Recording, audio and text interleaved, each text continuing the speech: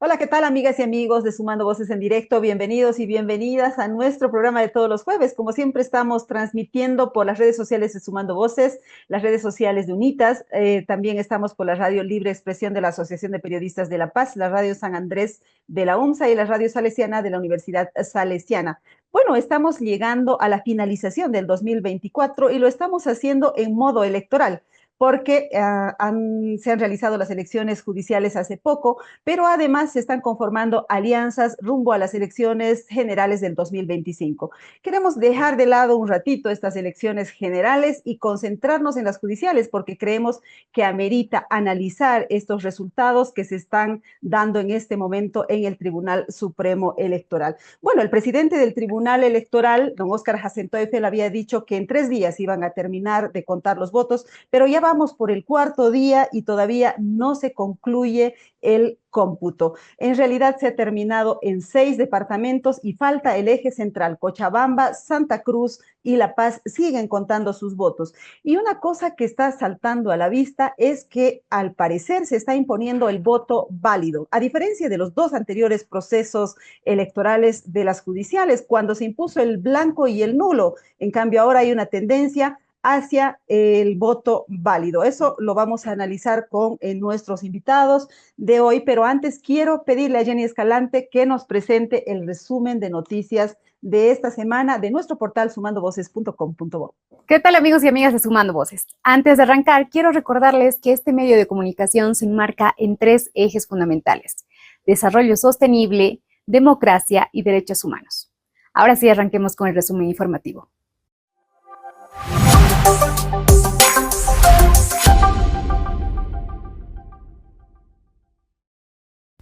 Resultados de las elecciones judiciales. El domingo 15 de diciembre, Bolivia acudió a las urnas para elegir por tercera vez a los jueces que dirigirán los principales tribunales judiciales del país. En ese sentido, los magistrados para el Tribunal Constitucional Plurinacional son: en Chuquisaca, Juan Carlos Mendoza García; en Potosí, Amalia Laura Vilca; en Oruro, Paola Verónica Prudencio; en Tarija, Pando y Beni no se realizaron estas elecciones. En La Paz, Cochabamba y Santa Cruz sigue el conteo. Para el Tribunal Supremo de Justicia, los elegidos son: en Chuquisaca, Carlos Eduardo Ortega; en Potosí, Norma Velasco Mosquera; en Oruro, Primo Martínez Fuentes; en Tarija, Rosemary Ruiz Martínez; en Pando y Beni no se realizaron estas elecciones. En La Paz, Cochabamba y Santa Cruz continúa el conteo. Por lo tanto, aún no tenemos los resultados. Respecto al Tribunal Agroambiental y al Consejo de la Magistratura, continúa el conteo. Observación a las elecciones judiciales. En su informe preliminar, la misión de observadores electorales de la Organización de Estados Americanos recomendó replantear el rol de la Asamblea Legislativa en el proceso de preselección y sugirió la conformación de una comisión externa de expertos para la evaluación de los postulantes. Por su parte, la misión de observación electoral de la Fundación Jubileo entregó ayer al Tribunal Supremo Electoral su informe preliminar de la jornada electoral del 15 de diciembre. Entre sus recomendaciones, señala la necesidad de implementar puntos de información en los recintos electorales, ya que la presencia de notarios y guías fue insuficiente. Inversión en salud. Bolivia necesita invertir $1.672 millones adicionales al año en salud para alcanzar al 10% del Producto Interno Bruto, el porcentaje mínimo recomendado por la Organización Mundial de la Salud, para garantizar un aseguramiento universal en salud, de acuerdo a un estudio presentado por la Fundación Jubileo. Gastos en procesos eleccionarios. En las 3 elecciones judiciales que se realizaron en el país desde 2011 hasta el domingo 15 de diciembre, el Estado gastó un total de 429.711.725 bolivianos para los procesos eleccionarios. Sin embargo, la crisis de la justicia no fue resuelta. Al contrario, diversos actores consideran que fueron un fracaso al no contar con autoridades idóneas.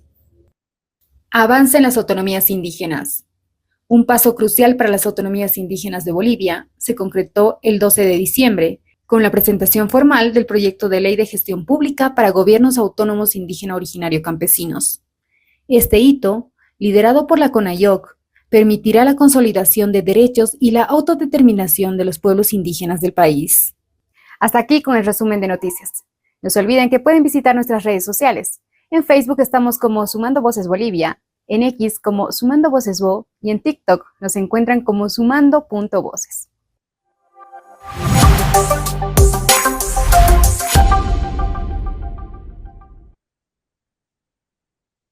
Gracias, Jenny, por ese resumen de noticias. Ahora sí damos la bienvenida a nuestros invitados. Estamos con Katia Saucedo, jurista independiente. Ella fue viceministra, impulsó la reforma constitucional por iniciativa ciudadana cuando se recolectaron las firmas, aunque estas no alcanzaron para que se reforme la justicia. Katia, buen día y bienvenida a nuestro programa.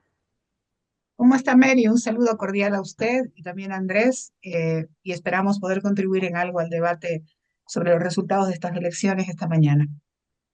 Seguro que sí, porque mis invitados son idóneos para eso, porque además de análisis jurídico, hacen análisis político electoral. Y quiero dar la bienvenida, evidentemente, a Andrés Gómez. Él es periodista, abogado, pero de los analistas más contundentes y polémicos también. Bienvenido, Andrés. ¿Cómo estás, Mary? Gracias por la invitación. Un gusto para mí, un saludo para Katy. Muy bien, a ambos quiero invitarles a ver unas láminas que resumen los resultados electorales hasta ahora para que sepamos de qué estamos hablando a la hora de analizar los resultados electorales. Resultados electorales de Chuquisaca, magistrado electo por el Tribunal Constitucional Plurinacional Ángel Edson Dávalos y magistrado electo por el Tribunal Supremo de Justicia Carlos Eduardo Ortega. Sigamos, por favor, tenemos más resultados electorales de Potosí. Tribunal Constitucional Plurinacional Amalia Laura Vilca. Tribunal Supremo de Justicia, Norma Velasco Mosquera. Seguimos, por favor. Tenemos resultados electorales de Oruro. Tribunal Constitucional Plurinacional, Paola Verónica Prudencio. Y Tribunal Supremo de Justicia, Primo Martínez Fuentes. Sigamos, por favor. Tenemos los resultados electorales de Tarija, Tribunal Constitucional. La elección ha sido declarada desierta, por tanto, no tenemos a un magistrado electo. En el caso del Tribunal Supremo de Justicia, la magistrada electa es Rosemary Ruiz Martínez. Sigamos, por favor. Tenemos qué ha pasado en Pando y en Beni. Tribunal Constitucional Plurinacional y Tribunal Supremo de Justicia, las elecciones han sido declaradas desiertas. Por tanto, no hay resultados de esos departamentos, pese a que ya concluyeron el cómputo oficial. Sigamos, por favor. ¿Qué pasa con el conteo en La Paz, Cochabamba y Santa Cruz? Pues sigue el cómputo de votos, ¿no? No se ha terminado todavía. Esperemos que en las próximas horas, entre hoy y mañana, ya tengamos al 100% del cómputo de las actas. Pero quiero que echemos una miradita. ¿Qué está pasando con los resultados electorales que todavía no se han concluido, pero que ya nos muestran una tendencia? Empecemos, por favor, con los resultados electorales del Tribunal Agroambiental. Fíjense ustedes, quiero que miren el cuadro de la derecha, porque ahí van a ver qué está pasando con la tendencia del voto válido. Voto válido a nivel nacional, 62.96%. Voto blanco, 15.41%. Esto nos indica, en general, que el voto válido está entre el 60 y el 70%, y el voto blanco y nulo sumado está entre el 30 y el 40%. Esa es la tendencia que se está registrando en estas elecciones. ¿Y quién va ganando las elecciones del Tribunal Agroambiental? Rocío Vázquez Noza, pero todavía no podemos decir quiénes son todos los magistrados electos. Sigamos, por favor.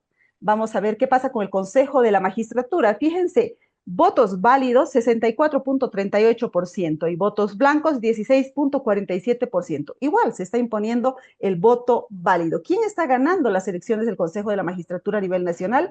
Manuel Baptista Espinosa, con una clara diferencia frente al resto, con 23.37%.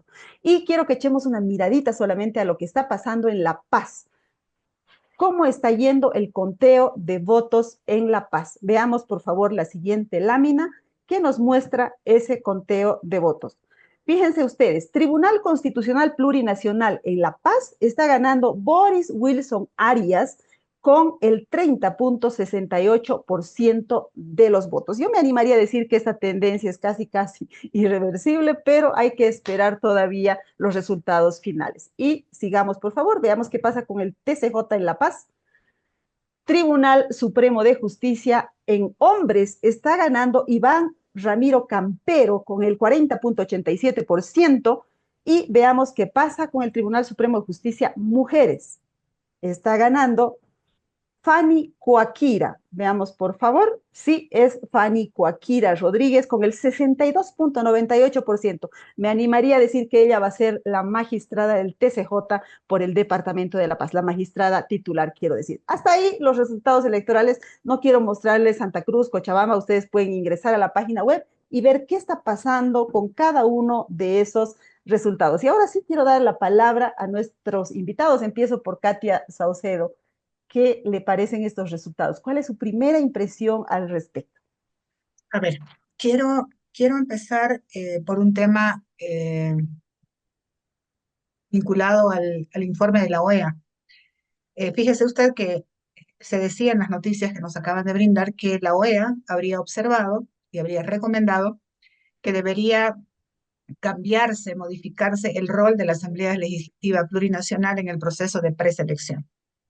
Y ahí me voy necesariamente a lo que los juristas independientes habíamos planteado. Habíamos afirmado categóricamente que la preselección a cargo de un órgano político partidario generaba una serie de defectos y desventajas en este proceso de preselección. Creo que es bueno afirmar que hay un órgano internacional que está ratificando lo que durante mucho tiempo habíamos afirmado nosotros. En segundo lugar, quiero referirme un poco al porcentaje de los votos inválidos, blancos y nulos. Efectivamente, parece, como decía usted, Mary, que la tendencia ha bajado y que del 65-60% de las elecciones 2011 y 2017, hoy se ha reducido en el 50%.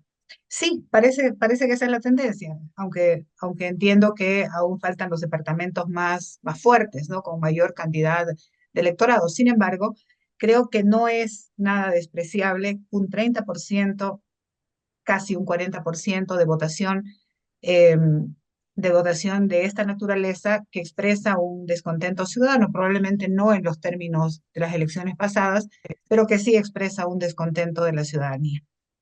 Eso por un lado. Sobre los resultados y las personas que están siendo elegidas, no, no tengo ninguna intención de descalificar a nadie, pero en el mundo jurídico, como que nos conocemos todos y a mí me preocupa mucho eh, la ausencia de personalidades en el mundo jurídico ejerciendo estos cargos.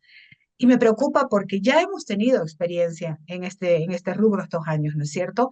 Hoy tenemos un Tribunal Constitucional desgastado, tenemos un Tribunal Supremo de Justicia también desgastado por la influencia política y la cooptación política, aunque sí tengo que reconocer que me parece que hay un par de magistrados interesantes, por ejemplo, este muchacho de Sucre, Carlos Ortega, es procesalista, es penalista, probablemente puede hacer una buena contribución en salas penales en el Tribunal Supremo de Justicia. Iván Campero, acá en La Paz, también es una persona muy reconocida. Entonces, creo que, pero lo que más me preocupa no son tanto los resultados, me preocupa lo que va a suceder una vez que ingresen a trabajar estos magistrados electos constitucionalmente. Y me preocupa el Tribunal Constitucional, Mary, con muchísima firmeza lo digo. Van a convivir 5 magistrados prorrogados y 4 magistrados electos constitucionalmente. Un periodista hace unos días me decía que eso era una cohabitación conyugal. Probablemente sí, porque eso va a generar muchísimas dificultades adicionales. Y yo me pregunto, y hago una pregunta casi inocente, ¿por qué será que se han preocupado tanto de dejar la conformación del Tribunal Constitucional así, en estos términos? La respuesta es sencilla, porque el Tribunal Constitucional Plurinacional, Mary, va a tomar finalmente las decisiones que nos ha estado demostrando este tiempo que está tomando, como paralizar y parcializar las elecciones judiciales, y probablemente el siguiente camino esté vinculado a paralizar otro tipo de evento electoral de mayor envergadura, ¿no es cierto? La elección de las autoridades político-administrativas de este país. Entonces, me preocupa más que los resultados, esa convivencia extraña que va a ser de mucha disputa, pero un otro elemento fundamental, no veo entre los magistrados que han sido electos al Tribunal Constitucional personalidades con la fortaleza necesaria para poder enfrentar a esos 5 magistrados prorrogados que se quedan ejerciendo poder y que ya sabemos que responden a ciertos intereses y que van a precautelar también ciertos intereses. Yo me quedo con eso por ahora. Muy bien, un pantallazo entonces completo de los resultados electorales. Quiero preguntarle ahora sí a Andrés Gómez cuál es su impresión sobre estos resultados. Quisiera empezar preguntándole sobre el voto válido. ¿Qué lectura política tenemos que hacer después de que en 2 procesos anteriores ha ganado el nulo y el blanco y ahora está ganando el válido? Adelante, Andrés. Mary, en agosto de este año yo escribí un artículo que justamente convocaba a votar válido, ¿no? Por la sencilla razón de que en las dos anteriores elecciones el hecho de votar nulo y blanco significó entregarle en bandeja el tribunal para las altas cortes del país, en suma. Eh, entonces, esa idea creo que fue marcándose en algunos políticos, no en todos, porque algunos han convocado el voto blanco, ¿no? Y luego han identificado a determinados candidatos. Entonces, el primer punto que hay que considerar es que por primera vez gana el voto válido, lo que significa que los elegidos, al margen de su tendencia, son autoridades legítimas, más legítimas incluso que, bueno, de hecho, pues mucho más legítimas que los autoprorrogados. Segundo elemento, hay un triunfo político, ¿no? De la oposición, porque revisas las fotografías, las papeletas que identifican a candidatos masistas, en la mayoría han perdido esos candidatos masistas, ¿no? Eso significa que hubo una intencionalidad política del elector. No tanto, evidentemente ha sido un trabajo positivo, digamos, de la diputada Campero, que es un trabajo positivo, pero la confianza ha venido más del lado de alguien igual a vos, algún familiar que recibía a través de las redes sociales esa papeleta marcada con los candidatos por quienes no hay que votar y por quienes sí.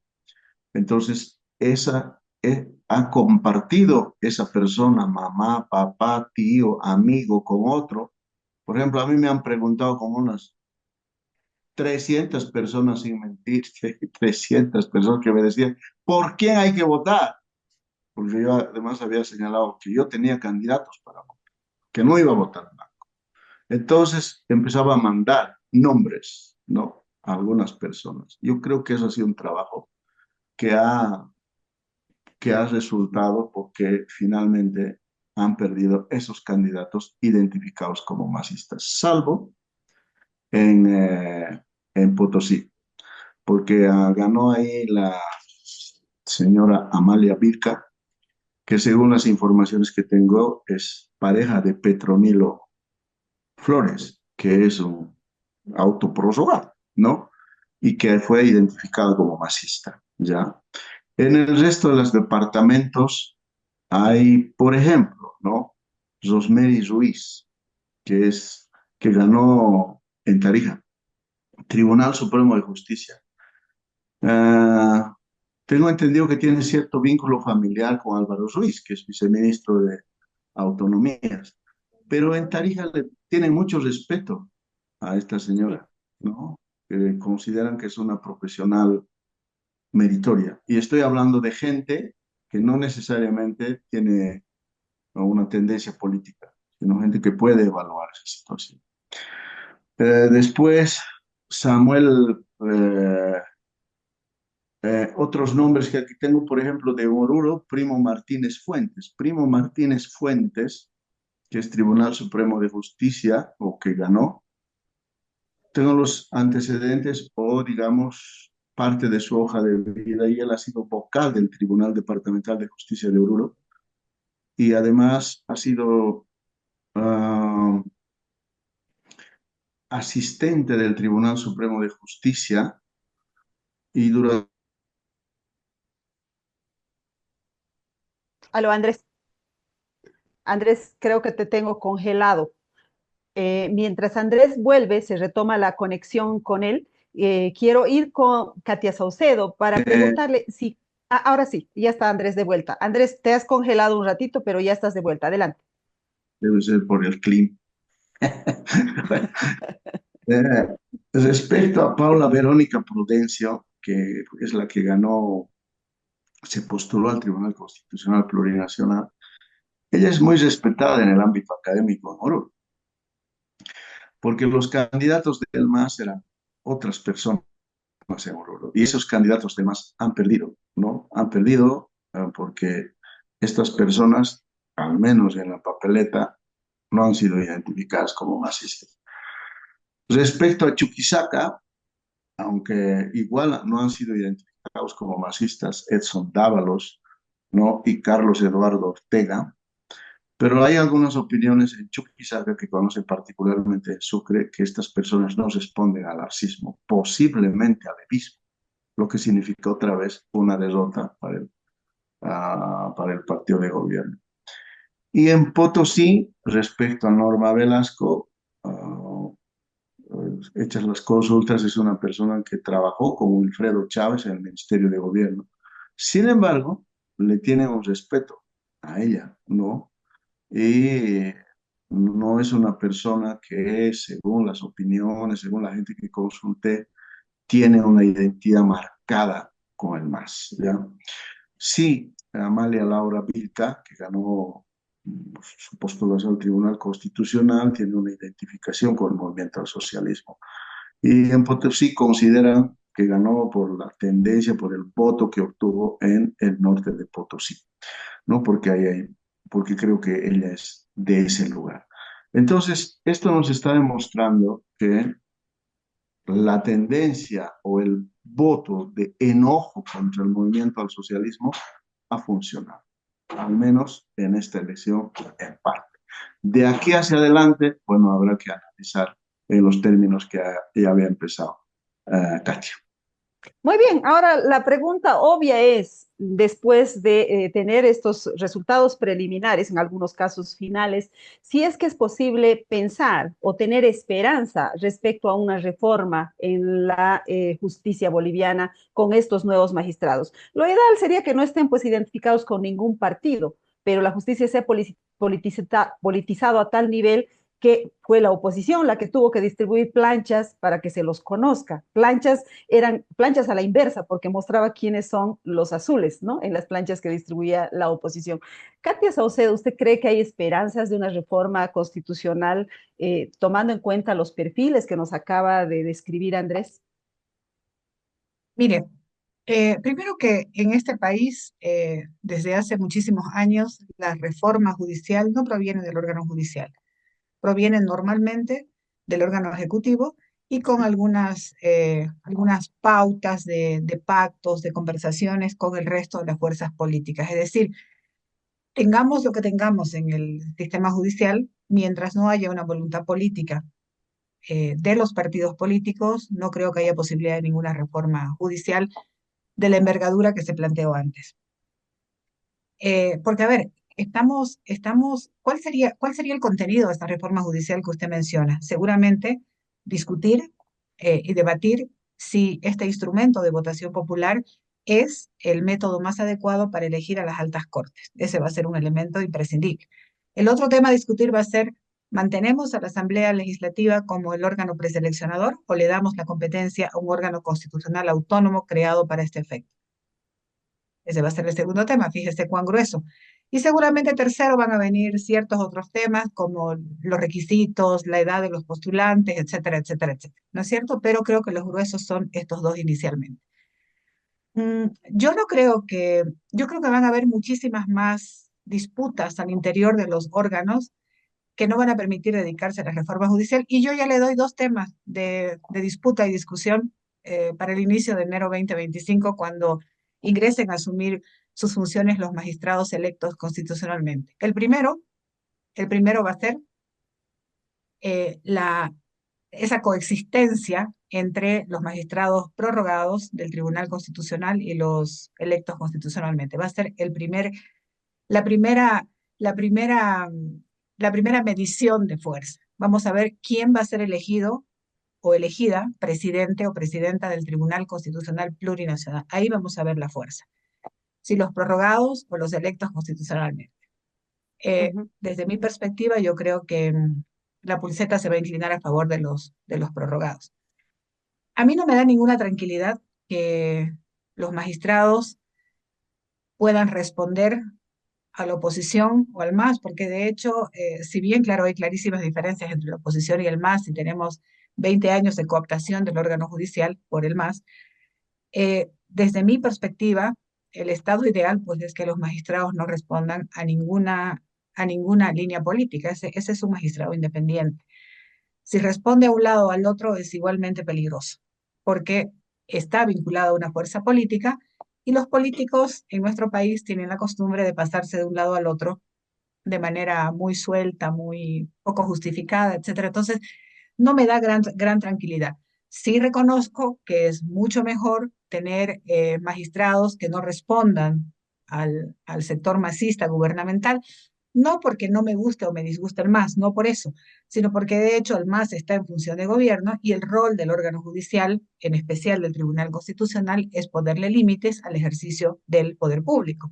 Y el poder público de manera, digamos, más sostenida lo ejerce precisamente el órgano ejecutivo. Entonces, claro, es mucho menos peligroso, pero yo insisto que a mí no me agrada la idea de que un magistrado responda a tal o cual partido o línea política. Sí, reitero con este aditamento. Pero no creo que la reforma judicial salga del órgano judicial. O sea, va a tener que salir de las fuerzas políticas y precisamente, como ha sucedido siempre, del órgano ejecutivo con un liderazgo más o menos notorio. Y por lo pronto, creo que el MAS no tiene ningún interés de reformar la justicia en términos profundos. Muy bien, evidentemente la reforma judicial pasa por reforma política, por reforma constitucional en este caso. Sin embargo, internamente también nos preguntamos si podrá haber una reforma moral, una reforma ética, una reforma que le diga un alto a la corrupción, un alto a la burocracia, es decir, una actitud diferente de parte de estos magistrados electos frente a los magistrados que se van a sus casas. Quiero leerles algunas de las opiniones que ya nos están llegando a través de las redes sociales. Omar Ernesto Benítez Díaz nos dice, continúa el fraude. Dice, Félix Yanquipacha nos dice, si los magistrados elegidos el domingo son legítimos, ¿se debe esperar que con ellos cambie la justicia en Bolivia? Es más o menos la pregunta que estamos explorando en este momento y que quiero trasladársela a Andrés. Andrés, ¿hay esperanza de que la justicia pueda cambiar ahora sí, tomando en cuenta que hay nuevos magistrados o este contrapeso que hay en el Tribunal Constitucional va a ser en realidad un peso a favor del oficialismo, tomando en cuenta que hay 5 que se han quedado y 4 que llegan? Y ahí es donde se deciden las cosas más importantes de este país. El TCP prácticamente está cogobernando o gobernando en muchos temas estructurales del país. Adelante, Andrés. Mary, para que haya una reforma de la justicia, un cambio de la justicia, tiene que haber una nueva correlación de fuerzas políticas en la Asamblea Legislativa. Es decir, tiene que haber un cambio de gobierno, porque el actual gobierno es causante de la peor crisis de la justicia. Y para que haya un nuevo gobierno, pues tiene que ganar un nuevo partido, un nuevo presidente, en este caso de la oposición, para poder hacer esos cambios. Y el gobierno actual sabe que existe esa posibilidad porque las circunstancias están en favor de la oposición y tiene a 5 autoprorrogados dispuestos en mi criterio, a hacer lo imposible o hacer lo posible que no haya elecciones generales. Ya. Entonces, ¿qué queda actualmente? Supongamos, vamos a ver ahora la personalidad y el talante y la formación de cada uno de los magistrados que han sido elegidos recientemente. Van a ser, de hecho, minoría, ¿no? Porque yo considero que como una de ellas, que es masista abiertamente, probablemente con eso van a sumar 6 en el Tribunal Constitucional Plurinacional. Imagino a veces que cuando haya decisiones de sala plena o de una de las salas, al menos considero que uno de esos magistrados emita un voto disidente.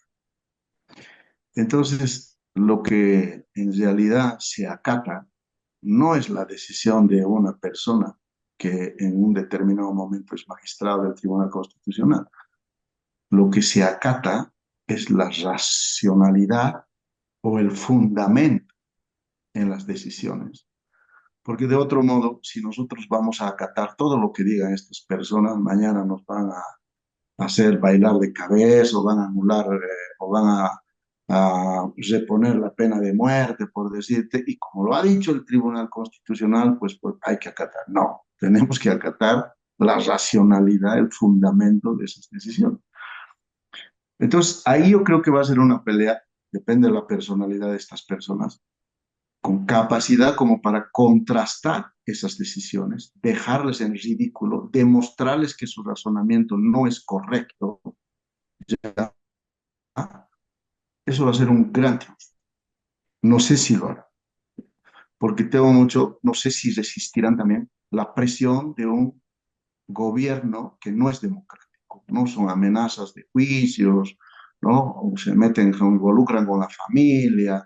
No te olvides que el Tribunal Supremo Electoral, un día aparecieron 2 gallitos, creo, que dijeron, no vamos a aceptar que digan los autoprorrogados, y les amenazaron con cárcel, les amenazaron con multas, y al día siguiente acataron la decisión del Tribunal Constitucional. No sé si tendrá o de los autoprorrogados. Esperemos que sí tengan esa capacidad de poder resistir y poder contradecir, ¿ya? Desmontar esas falacias que han utilizado hasta ahora, ¿no? Los autoprorrogados. Entonces les ganas moralmente e intelectualmente. Y demuestras que los otros son peones del poder y que tú tienes el razonamiento cabal y exacto apegado a la Constitución y a los intereses del país. Creo que puede resultar algo así. De otro modo, pues va a tardar esto la reforma de la justicia. Muy bien, interesante el tema porque es apelar a la conciencia básicamente de los que han elegido para que pongan de manifiesto, para que muestren lo que están haciendo los prorrogados. Pero es sobre los prorrogados que quiero preguntarle a Katia Saucedo. ¿Qué se debería hacer con ellos? ¿Cuál es el siguiente paso? Es decir, ¿se puede hacer una ley que los cese en sus funciones o se puede convocar elecciones de inmediato, por ejemplo, para que se reemplacen estos cargos, estos 5 cargos que han sido mantenidos durante la última elección? Y de paso quiero leer esta opinión que nos acaba de llegar. Julieta Vilca Guzmán nos dice, en realidad es una pregunta, ¿cuál sería el camino para una reforma judicial profunda? Creo que la doctora ya dijo que era el tema político, el tema del cambio de la forma de selección, pero igual le paso la pregunta nuevamente. Adelante, doctora. A ver, quiero empezar primero por la pregunta de usted. ¿Cuáles son los caminos para sacar a los prorrogados? Todos coincidimos en que la prórroga está amparada en una sentencia constitucional del propio Tribunal Constitucional, una sentencia constitucional llena de vicios, porque de hecho se trataba de una consulta de constitucionalidad donde extrañamente el presidente del Tribunal Supremo de Justicia de ese momento presenta 2 meses después de la presentación de la consulta una ampliación y solicita la interpretación ante el inminente vacío de poder a producirse el 2 de enero de 2024. El Tribunal Constitucional lo que debía hacer en esa acción era solamente contrastar el proyecto de ley que estaba siendo consultado, que era la ley transicional para las elecciones judiciales, con la Constitución. Solamente eso tenía que hacer. Y sin embargo, usa la vía interpretativa y salen los prorrogados y autoprorrogados. Somos conscientes que el Tribunal Constitucional rompe todos los estándares de independencia judicial. Y me refiero a la objetividad y a la imparcialidad. Si en un caso a usted le provoca beneficios o le provoca ventajas o desventajas, y usted es el magistrado o el juez, lo que uno tiene que hacer es apartarse del conocimiento del proceso. Sin embargo, el tribunal, sin ruborizarse, emitió la famosa sentencia de prórroga. Muy bien. Pero los tenemos ahí ejerciendo mandato. Y ahora, ¿qué hacemos? Desde mi perspectiva, una ley por sí misma no los puede cesar. Lo que habría que tomar son dos caminos esenciales. O irnos a solucionar los problemas que identificó el Tribunal Constitucional en su última sentencia cuando parcializa las elecciones, excesiva también, pero sentencia al final de cuentas, eh, y volver a emitir la convocatoria y volver al proceso preseleccionador, es decir, otros montones de millones para lograr sacar a los prorrogados. Pero tengo dudas porque es posible que esto sea paralizado nuevamente con amparos, ¿no es cierto? Me he enterado que hoy a las 8 de la mañana había una audiencia de amparo que pretendía retrotraer el proceso nuevamente. Imagínense si estamos en esa circunstancia. Pero yo creo que es momento de que los prorrogados y autoprorrogados rindan cuentas. Y el Senado tiene una competencia clarísima en la Constitución, que es la de juzgar en única instancia a los magistrados del Tribunal Constitucional.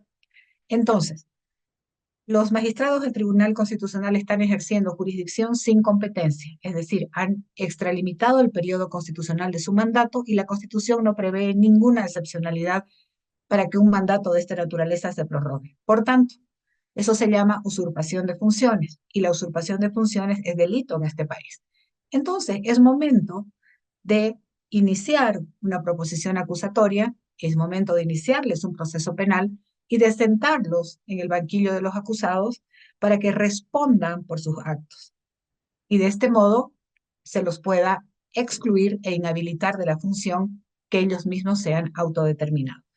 Creo, sí, usted me dirá, pero proceso penal, sí, porque creo que es momento de llamar a la responsabilidad para que esto no se repita, porque si no vamos a tener prorrogados en todas partes, incluyendo hasta el propio órgano ejecutivo, ¿no es cierto? Que por razones justificadas, según ellos, entre comillas, pueden quedarse prorrogándose en el poder.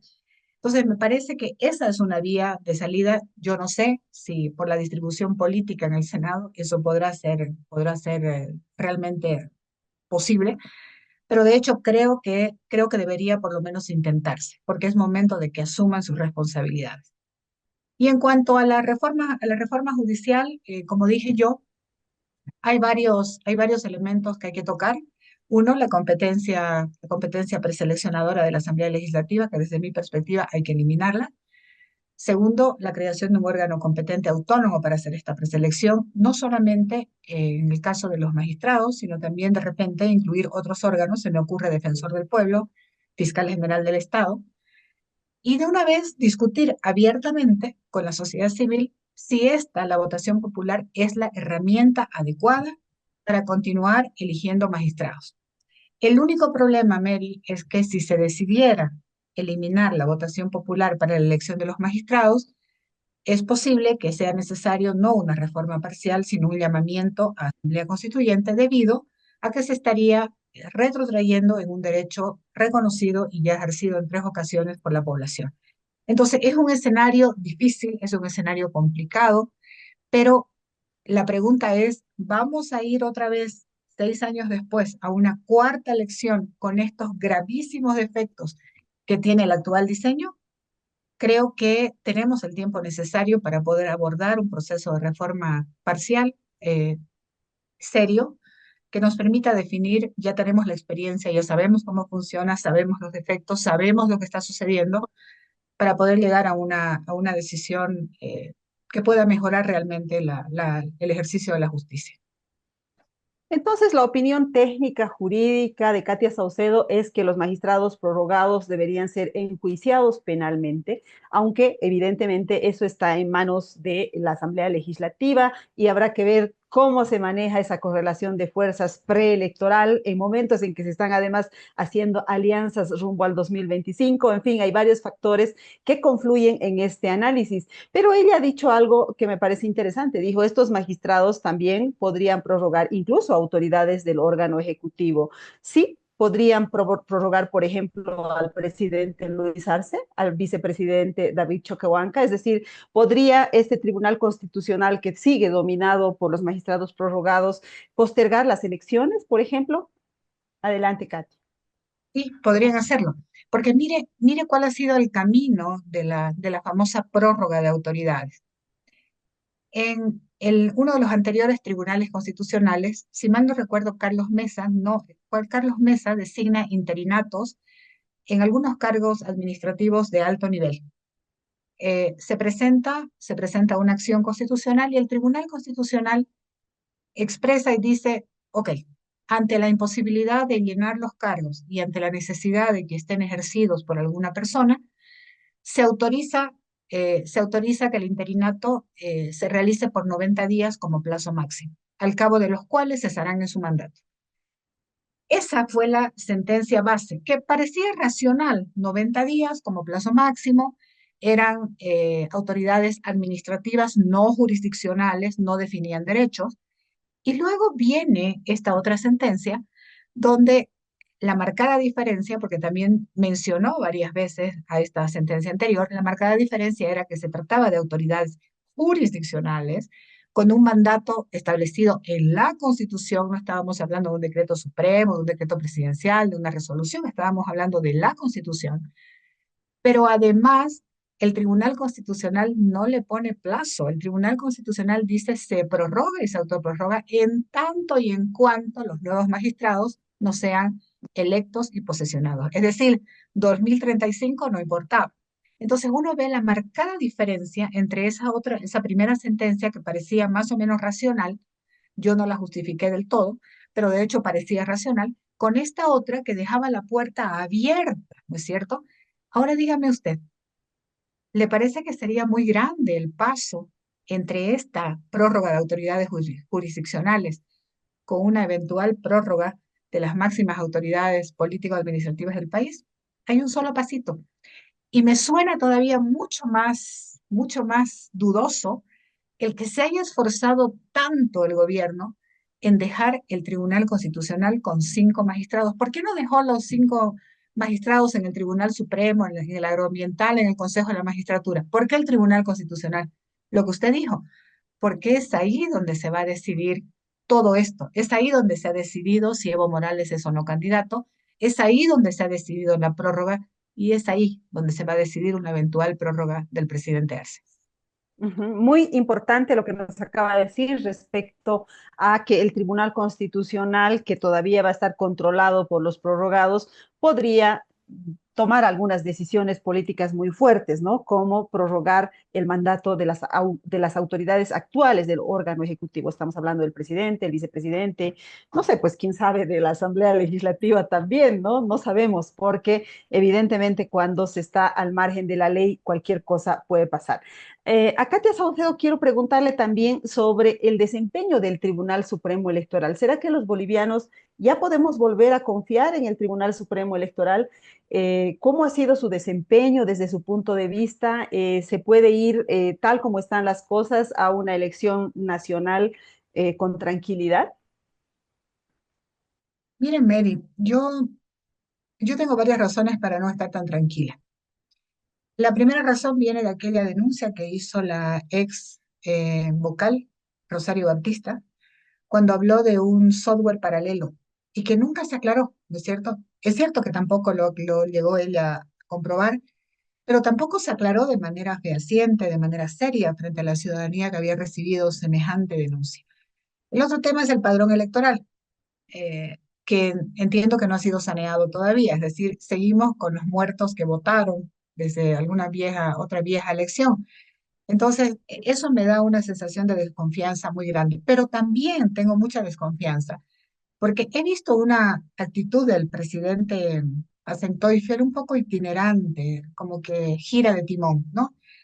Y ahí tengo que referirme a lo que nos pasó a nosotros en la recolección de firmas. Yo tengo la sensación, tenemos la sensación los juristas independientes de que al principio fue una relación muy sana, muy respetuosa, etcétera, pero de repente cuando vieron la seriedad del asunto y que las firmas iban subiendo y que había una gran expectativa de la gente, de repente se nos pone un requisito para transcribir las famosas partidas a un sistema operativo informático, con el costo que eso significaba. Pero ahí le quiero hacer una correlación. En ese momento, nosotros interpusimos un amparo. En ese momento, el Tribunal Supremo Electoral y su propio presidente defendió a rajatabla ese reglamento, que era nada más que un reglamento administrativo del Tribunal Supremo Electoral, donde él tenía la potestad de cambiarlo. Pero ¿qué pasa ahora cuando sale la sentencia del Tribunal Constitucional que parcializa las elecciones? Asumiendo que es una sentencia absolutamente inconstitucional y desproporcional. El presidente del Tribunal Supremo Electoral dice, no me importa, no le hago caso a la sentencia. Y yo pregunto, ¿no sería bueno que él no le haya hecho caso a su reglamento y que lo haya modificado para permitirnos la iniciativa popular y la reforma constitucional? Entonces, yo veo giros de timón muy peligrosos, ¿no es cierto? Sumamente peligrosos. No hay que olvidar que el presidente del Tribunal Supremo Electoral, administrador de ese proceso, en una conferencia de prensa dijo, no lo van a lograr, no van a alcanzar, el administrador del proceso. Y ahora, el pleno día de la elección judicial, él dice, la verdad que es una mala elección judicial, pero es lo único que tenemos. Entonces, ¿quién entiende esos giros de timón? Porque si usted como autoridad considera que algo no está bien y que es su responsabilidad, ¿qué hago yo? Hago control de convencionalidad, pues él ha sido ministro de la Corte Suprema de Justicia, es un abogado de alto nivel. Hago control de convencionalidad, pero sin embargo nada de eso sucedió. Entonces, a mí me genera muchísimas dudas estos giros que él tiene eh, y que no, yo voy con desconfianza a estos procesos y lamento decirlo públicamente, pero tengo un grado enorme de desconfianza porque en el caso de las elecciones judiciales veía tremendos defectos en el proceso que los vamos a ir viendo cuando esto empiece a funcionar y en las elecciones generales veo un Tribunal Supremo Electoral itinerante que cambia de posición, que genera opiniones, que perjudica procesos, a pesar que él es el administrador del proceso, y eso me genera a mí una suerte de desconfianza. Muy bien, le agradecemos muchísimo a la doctora Katia Saucedo por haber estado con nosotros en el programa. Vamos a irlo terminando, ya ha sido casi una hora de transmisión. Al parecer, Andrés Gómez se ha desconectado por un problema técnico. Ya lo estábamos teniendo un poco congelado a lo largo del programa y finalmente terminó saliendo de la conexión por un problema técnico. Gracias, Katia. Un abrazo grande por este fin de año, que al año que se viene electoralizado también sea un año de buenas noticias para Bolivia.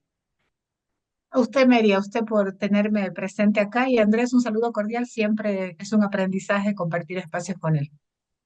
Muy bien, amigas, amigos de Sumando Voces en Directo, tengo que contarles que este es el último programa del año 2024.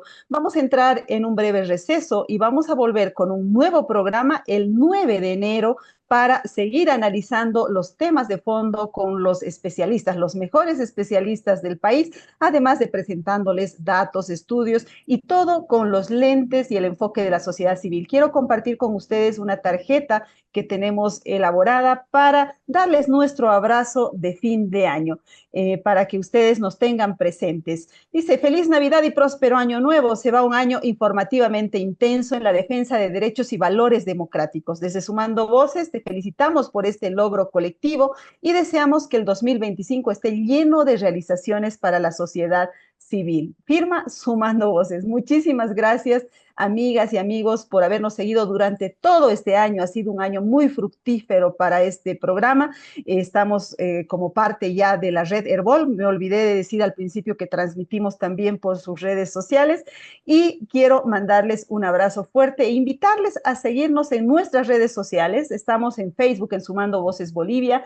En X estamos en Sumando Voces Bo, estamos en TikTok en sumando.voces y nuestra página web es sumandovoces.com.bo. Muchas gracias, un abrazo grande, que compartan con la familia y que para el año estemos con fuerzas renovadas para seguir luchando por más y mejores derechos para la gente, para la sociedad civil. Nos vemos el jueves 9 de enero. Hasta entonces.